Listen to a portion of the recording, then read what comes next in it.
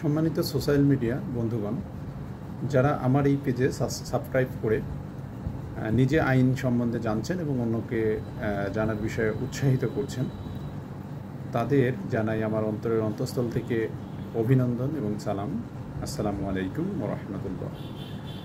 আজকে আমাদের আলোচনার মূল বিষয়টি হচ্ছে জমি কখন খাস হয়ে যায়, অর্থাৎ আমার আপনার জমি কখন সরকারি খতিয়ানে চলে যায়, সেই বিষয় হচ্ছে আমার আজকের আলোচনা। তো প্রথমেই বলি, রাষ্ট্রীয় অধিগ্রহণ ও প্রজাস্বত্ব আইন 1950-এর 92 ধারা। 92 ধারাতে 4টি অপশন আছে। 92 কতে বলা হয়েছে, যদি উত্তরাধিকারবিহীন অর্থাৎ মালিকবিহীন কোনো সম্পত্তি থাকে, সেই সম্পত্তি সরকার চাইলে, অর্থাৎ সরকারের পক্ষে সহকারী কমিশনার ভূমি মহোদয় চাইলে আপনার জমি যদি মালিকবিহীন থাকে তাহলে তার সেই জমি খাস করতে পারে।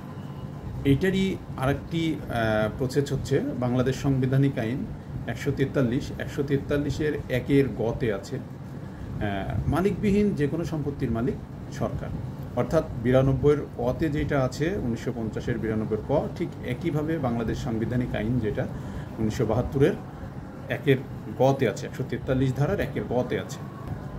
আবার 92-এর খতে যেটা আছে, যে যদি আপনার কোনো সম্পত্তি সরকারের কাছে অর্পণ করেন, হতে পারে এমন যে আপনার মালিকানা সম্পত্তি আপনি চাইলে সরকারের কাছে লিখে দিচ্ছেন, সরকার বাহাদুরের নিকট লিখে দিচ্ছেন। হতে পারে এমন কোনো কারণে সরকারের জমি আপনার নামে রেকর্ড হয়ে গেছে, আপনি স্বেচ্ছায় ভাবছেন যে এই জমিটা আমার না, আমি সরকারকে স্বেচ্ছায় অর্পণ করে দিই। সেক্ষেত্রে 92-এর খ দ্বারা বহাল রেখে এই আপনার জমি খাস করা হয়ে থাকে। 3 নম্বরটা হচ্ছে আমার আপনার জন্য খুবই প্রয়োজনীয়, যেই জিনিসটা হচ্ছে, আপনি কোনো জমি 3 বছর খাজনা দেন না, 3 বছর খাজনা না দিয়ে আপনার জমি ফেলে রেখে চলে গিয়েছেন, সেই ক্ষেত্রে আপনার জমি এই খাজনা না দেওয়ার কারণে, আপনার জমি দখল না থাকার কারণে আপনার জমি খাস করা হয়ে থাকে। তো যখন আপনি সাধারণত খাজনা দেন না, 3 বছরের অধিক হয়ে যায়, তখন আপনার নামে সাধারণত রেন্ট সার্টিফিকেট মামলা, যেটা পিডিআর অ্যাক্ট বলে, তো পাবলিক ডিমান্ড রিকভারি 1913, সেই আইনে প্রথমে আপনাকে রেন্ট সার্টিফিকেট মামলা করে, আপনার ভালোর জন্যই বলা যায় যে ওই টাকাটা আদায় করে আপনার যাতে জমিটা আপনি যেটা কষ্ট করে যে জমিটা যে সম্পদটা করেছেন সেটা যাতে সরকারি না হয়ে যায়, সেই আলোকে আপনার কাছ থেকে সরকারি অফিস চেষ্টা করে যে টাকাটা আদায় করে নিই। তো সেই ক্ষেত্রে আমরা অবশ্যই রেন্ট সার্টিফিকেট মামলা হওয়ার আগেই বা মামলা হয়ে গেলে আপনার জমির খাজনাটা পরিশোধ করবেন, নইলে আপনার 3 বছর পরে এই জমিটা খাস করা যায়। আর 4 নম্বরটি হচ্ছে, অর্থাৎ 92-এর ঘ, 92-এর ঘতে আছে যেটা, সেটা ঠিক গয়ের মতোই, যে 5 বছর আপনি উত্তরাধিকার সূত্রে আপনি পেয়েছেন, উত্তরাধিকার সূত্রে যে সম্পত্তিটা পেয়েছেন, কিন্তু আপনি বা আপনারা প্রকৃতপক্ষে কৃষক না, কিন্তু আপনি উত্তরাধিকার হিসাবে এই সম্পত্তিটা পেয়েছেন, কিন্তু 5 বছর আপনি কোনোভাবেই চাষাবাদ করেন না, সেই ক্ষেত্রে ওই সম্পত্তি আপনার খাস করা হয়ে থাকে। এবার আরেকটি বিষয় হচ্ছে লিমিটেশন অ্যাক্ট 1908। এখানে আপনার 28-এর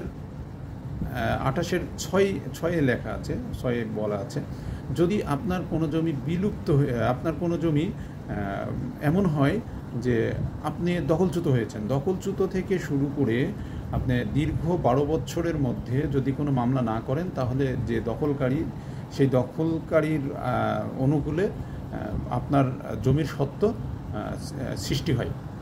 সেই ক্ষেত্রে আপনাকে মাথায় রাখতে হবে যে কোনো জমি দখল হওয়ার পরেই আপনাকে অবশ্যই, দখলচ্যুত হওয়ার পরে আপনাকে 2 মাসের মধ্যে এটা আপনার ফৌজদারি কার্যবিধির 145 ধারাতে আপনাকে মামলা করতে হবে। আর 2 মাস ক্রস করে গেলে 6 মাসের মধ্যে সুনির্দিষ্ট প্রতিকার আইনের, যেহেতু আপনার মালিকানা সম্পত্তি, তখন আপনাকে 8 ধারা এবং 42 ধারা সুনির্দিষ্ট প্রতিকার আইন, সেই সুনির্দিষ্ট প্রতিকার আইন 1877, সেখানে আপনাকে 8 ধারা এবং 42 ধারাতে মামলা করতে হবে। যদি সেখানেও আপনি মিচিং করেন, তাহলে আপনাকে অবশ্যই তামাদি আইন অনুযায়ী আপনাকে দেওয়ানি কার্যবিধিতে চলে যেতে হবে। দেওয়ানি কার্যবিধির তে যখন যাবেন, সেই মুহূর্তে আপনাকে অবশ্যই এই তামাদি আইনের 28-এর 6 মোতাবেক আপনাকে মামলা করতে হবে। তামাদি আইন এবং দেওয়ানি কার্যবিধি এই দুটি হচ্ছে একটি মূল আইন, একটি পদ্ধতিগত আইন। আর এই মূল আইন এবং পদ্ধতিগত আইন নিয়ে আমরা আশা করি ইনশাল্লাহ পরবর্তীতে কোনো আলোচনা করব। তো আজকে আমাদের আলোচনার পূর্বে এইটুকুই বলার যে আমরা সবসময় খাজনা দিয়ে দিব দ্রুত, ভূমি উন্নয়ন কর পরিশোধ করে দেব এবং দখল ঠিক রাখবো, দখল সবসময় বহাল রাখবো। দখল হচ্ছে জমি সত্ত্বের বড় অধিকার, সেই ক্ষেত্রে এগুলো আমরা সবসময় ঠিক রাখবো আর কি। আমরা এই চিন্তা করেই জমি জায়গা ঠিক রাখার ক্ষেত্রে ভূমি উন্নয়ন করে এবং দখলটা অবশ্যই বিবেচনা করে অগ্রসর হব আর কি। তো সেই ক্ষেত্রে এই পর্যন্তই আমার আলোচনা রেখে আজকে সমাপ্তি ঘোষণা করছি। সবাই ভালো থাকবেন। আসসালামু আলাইকুম।